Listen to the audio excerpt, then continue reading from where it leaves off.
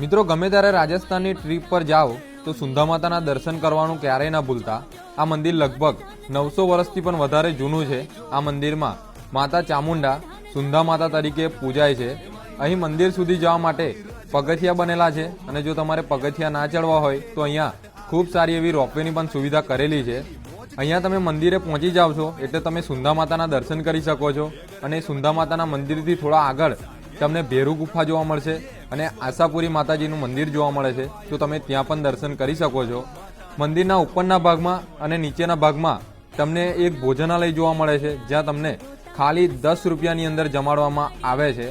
હવે અહીંયા રોકાવાની વાત કરીએ તો મંદિરના ઉપરના ભાગમાં અહીંયા ઘણી બધી ધર્મશાળાઓ આવેલી છે, તો તમે રોકાઈ શકો છો અને મંદિરના નીચેના ભાગમાં પણ તમને ઘણી બધી હોટલો એટલે કે ઘણા બધા રૂમ પણ જોવા મળે છે, તો તમે ત્યાં પણ રોકાઈ શકો છો।